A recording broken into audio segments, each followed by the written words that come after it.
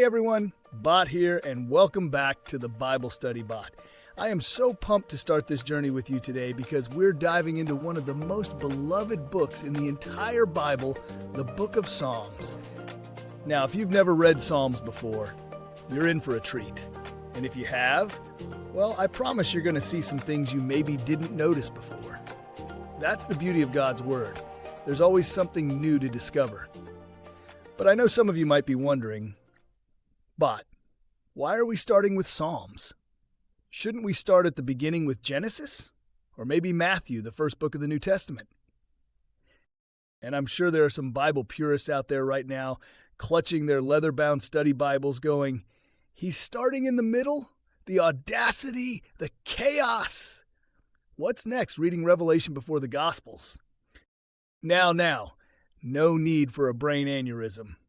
I promise, the world's not going to end because we're starting with a book that's smack in the middle of the Bible, so everyone can just put down the pitchforks. All right? We're good here. In fact, I think you're going to see why this makes perfect sense. Honestly, there are so many good reasons why Psalms is the perfect starting point for this channel. First off, Psalms doesn't require you to have read anything else first. Each psalm kind of stands on its own. You don't need to know the whole backstory of Israel's history or understand complex theology to get something meaningful out of it. You can literally open to any psalm and start reading. Second, Psalms meets you wherever you are emotionally. Are you struggling with doubt? There's a psalm for that. Feeling overwhelmed by fear or anxiety? There's a psalm for that too. Experiencing joy and gratitude? Yep, you guessed it. There's a psalm for that. This book connects with real human emotions in a way that's just immediate. And here's something really cool. Psalms teaches us how to talk to God. Before we dive into the narratives or the doctrine, Psalms shows us what honest, authentic prayer looks like. It models conversation with God, the good, the bad, the confused, the angry, the grateful, all of it. Plus, most Psalms are pretty short. You can read one in just a few minutes and sit with it. That makes it way less intimidating than trying to tackle like a whole chapter of Leviticus or Romans right out of the gate. The themes in Psalms are universal and timeless. Suffering, betrayal, trust, celebration. These are human experiences that transcend culture and time. A person living 3,000 years ago felt the same things you and I feel today, and they brought those feelings to God. And here's something that really matters for us as Christians. Psalms was Jesus' prayer book. He quoted from it throughout his ministry. Understanding Psalms helps us understand Jesus and his mission. It's a bridge between the Old Testament and the New.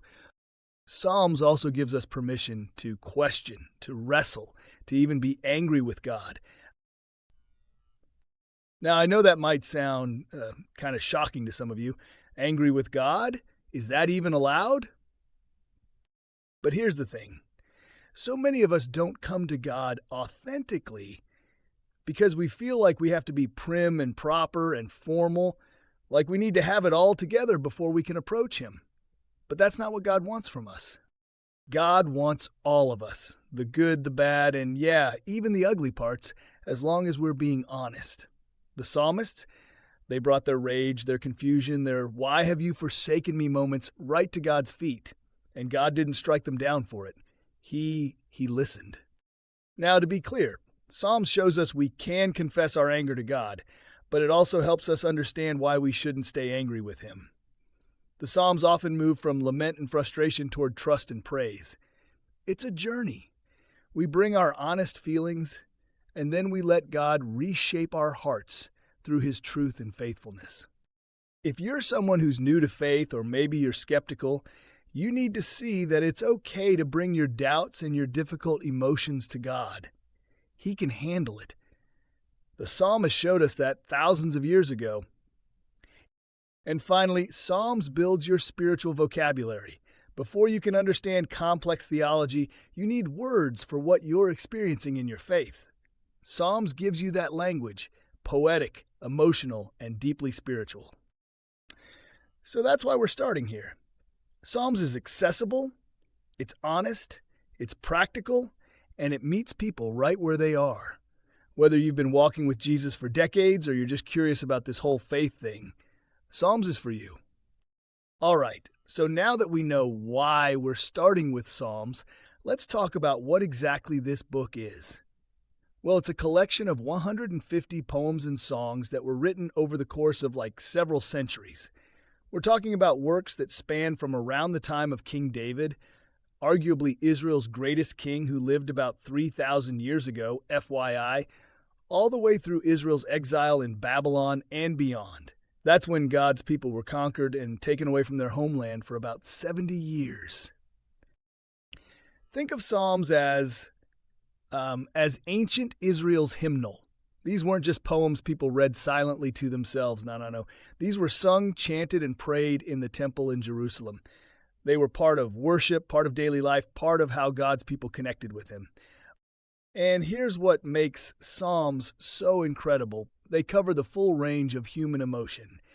We're talking joy, sorrow, anger, fear, gratitude, confusion.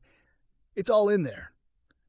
You've got Psalms where people are celebrating God's goodness, and you've got Psalms where they're basically crying out, God, where are you? Why does it feel like you've abandoned me? And that honesty, that raw, unfiltered emotion directed toward God, that's what makes Psalms so powerful and so relatable even thousands of years later.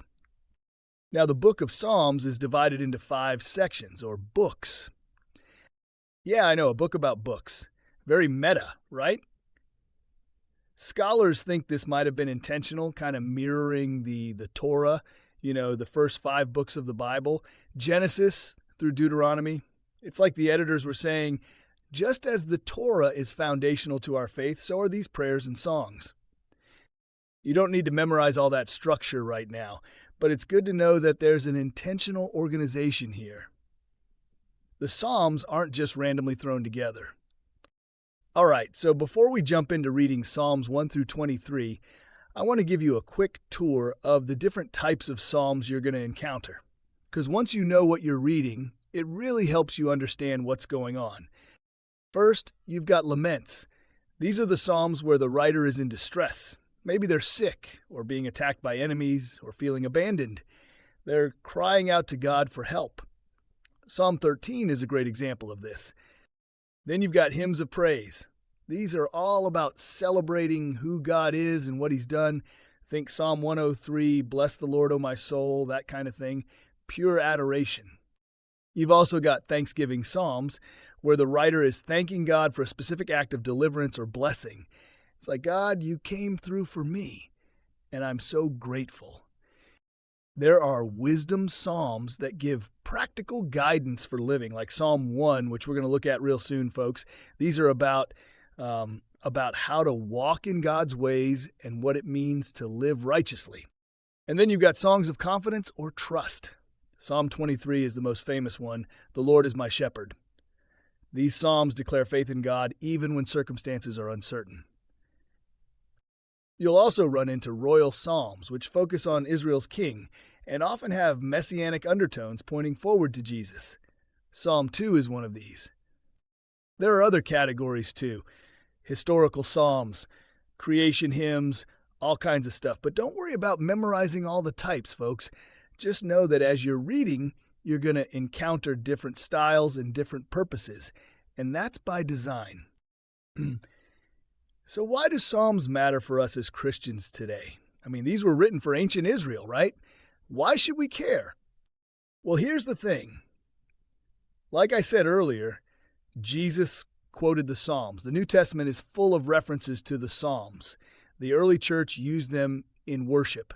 And Christians have been praying, singing, and meditating on these words for 2,000 years. Psalms teach us how to pray when we don't have the words. They give us permission to be honest with God about our struggles. They remind us of God's faithfulness when we're tempted to forget.